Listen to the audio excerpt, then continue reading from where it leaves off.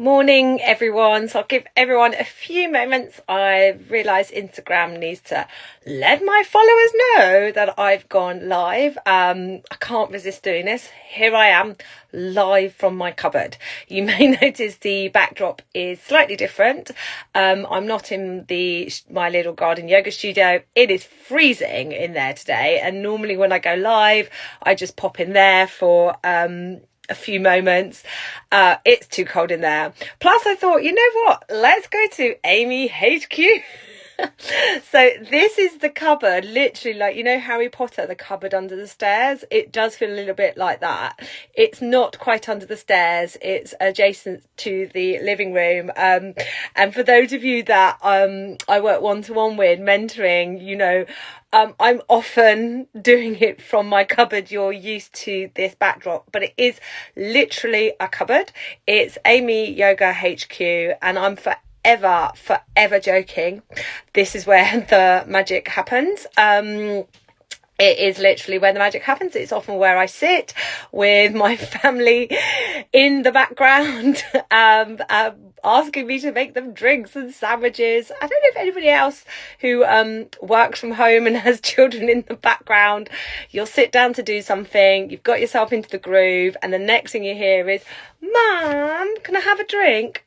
Anyway, so today's topic is never say never. I'm totally with these mentoring sessions. I kind of like, when I first started this, thinking I'll plan a week, you know, in advance what I'm going to say.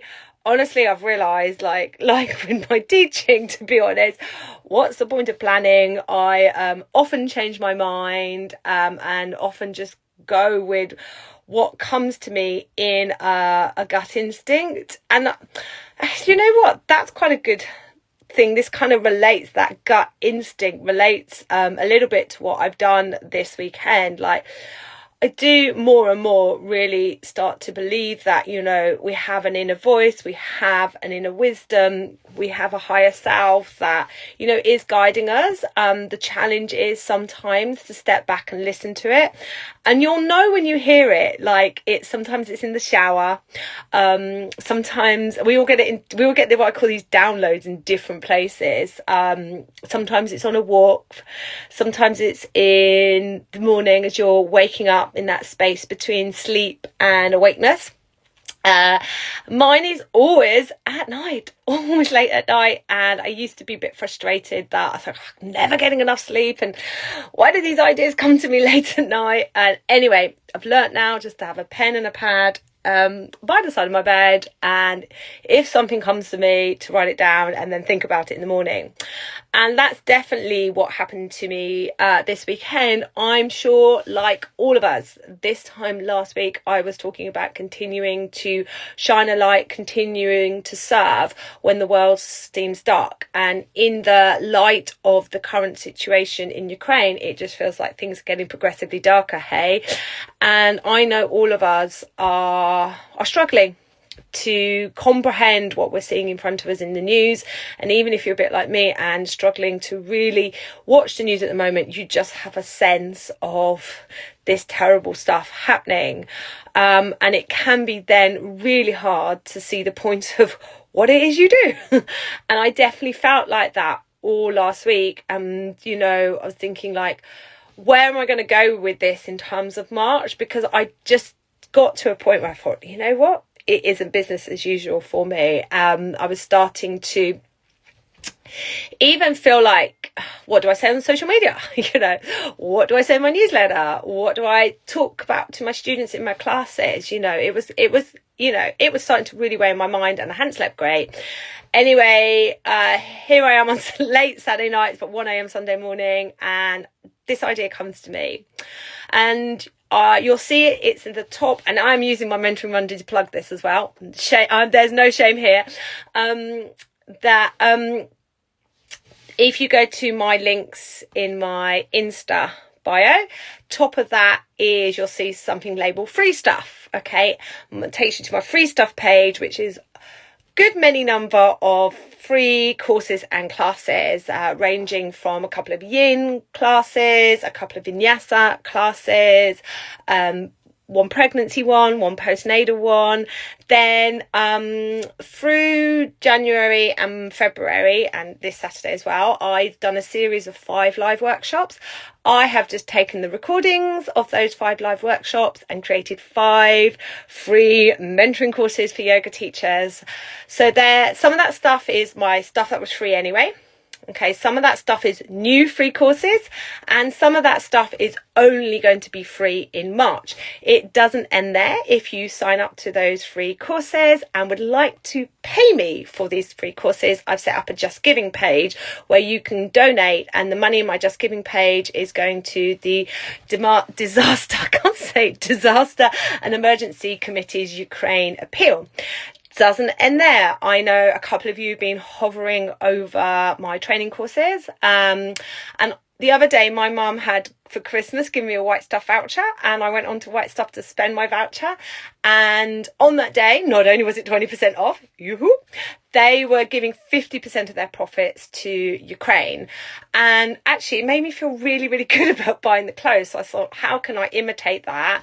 It is a very fine line. This is like this line I've been wrangling. This is one of the things totally up front I've been wrangling with, like, how do I use what I do, use what I have, use the community, the audience I have to, you know, help to raise some money, but also not make it look like I'm using the situation in Ukraine to promote myself. So very difficult line. And you know, I hope I've got it right. I really hope I've got it right. But I know a couple of you been thinking about taking my yin training course or my toddler training course. And some of the free workshops, some of the free classes does unlock discount codes for my other courses. And if you purchase one of them with a discount code, I'm matching the discount code as a donation. So that's happening through March. But what I wanted to talk about this morning, never say never, I'm going to come off the topic of Ukraine and go back 2 years. So March, this is before COVID lockdown. Like almost the day 2 years ago, I saw this, we had our first case of COVID in the UK. And if I go back to that time and just give you a potted version of what Amy Yoga looked like then, I would accept backed transfers, cash. Can you remember cash? Yeah, come along, turn up. There was no booking system. You could just turn up. All my training courses were in person, and the technology advancements was about as far as an iZettle machine, which I loved my iZettle machine and still hold fond thoughts when it comes to my iZettle machine. I also had, now this is slightly embarrassing, a Jimdo website. Now, if you're like, who the hell is Jimdo? Yeah, I agree. Now, listen, in my defense, right, when I was training to be a yoga teacher back in 2008, 2009, I was one of the first people to have a website on my training course. I remember when I set up my Jimdo website and told everyone about it, it was something that was really exciting that I had a website. You know, can you believe that? That's how quick technology changes. And back in the day, Jimdo was probably the equivalent of Wix and Squarespace and WordPress that we have today. Anyway, I didn't bother changing my website for like a good 10, 12 years. And as we know, technology shifts and moods. And I did have a bit of a crappy website, totally honest, which I totally all done myself. It wasn't the best website in the world. In fact, when COVID hit and I realised that everything was going online, I was mega embarrassed about my website. But anyway, everything functioned, but I definitely, was openly kind of like, technology isn't my thing.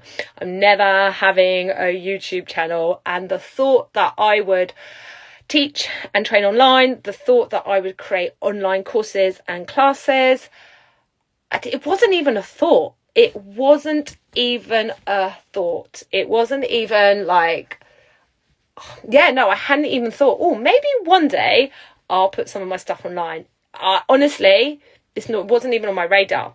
So this weekend, as you know, I set up my free course page to raise money for people in Ukraine. It took me about 6 to 8 hours to do all of that. I won't lie. I ignored my family. I ignored my family. My husband's not been very well. So to be honest, we were having a chill day anyway on Sunday, but it did make me realise the dramatic shift in me. This weekend, it took me about 6 to 8 hours, and I realised how much online content I had. I was pulling videos down from, sorry, the dog's now barking. I was pulling content down from YouTube channels, from old courses, from training workshops. Like one of the courses is the class I taught on Saturday morning online. And I just stepped back and thought, bloody hell, 2 years ago, I couldn't have done this. And then when we first went into lockdown, and I discovered Teachable, which is the platform I use, and I remember putting my first course together, I remember how long it took me to set up my Teachable website, to set up a course, to create the content, how perfectionist I was about editing the videos, the quality of the videos. I remember all of that. It took me so long to do anything. Yet this weekend, I created 3 new courses from content I already had, 1 new course from a class I taught on Saturday morning. Then I turned 5 training workshops that I delivered online into free courses, and I already had some free stuff. And it made me think, wow, if somebody in March 2020 had said to me that I would have the skills to do that, I would have the resources to do that, I'd laughed.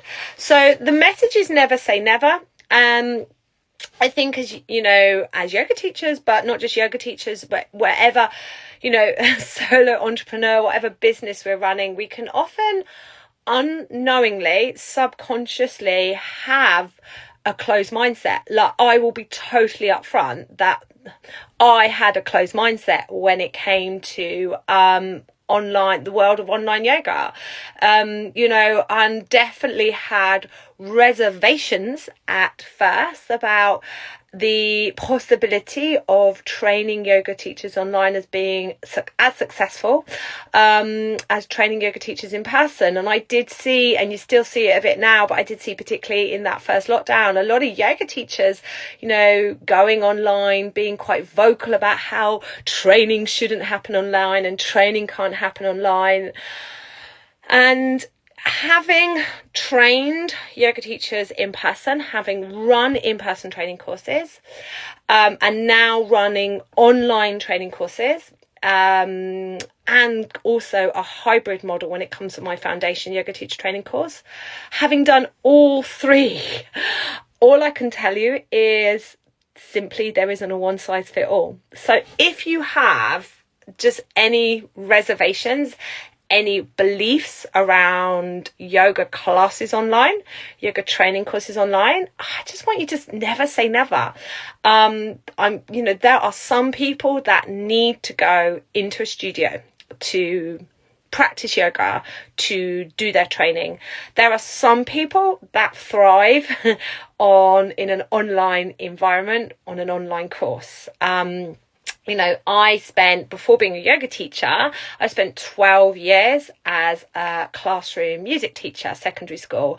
I know having taught, children actually from primary school up to the age of A-level, I know for a fact in education, there isn't a one size fits all model. Okay. And when we come into the yoga world, the idea that there would be a one size fits all model is ridiculous. So please, my first thing, was one of my passionate topics here. It really bugs me when I see trainers and teachers being negative about online classes or online courses. And actually, to counter that a bit, vice versa, some people who run online businesses, being negative about the in-person stuff. Let's just spread love and be open to all possibilities and never say never.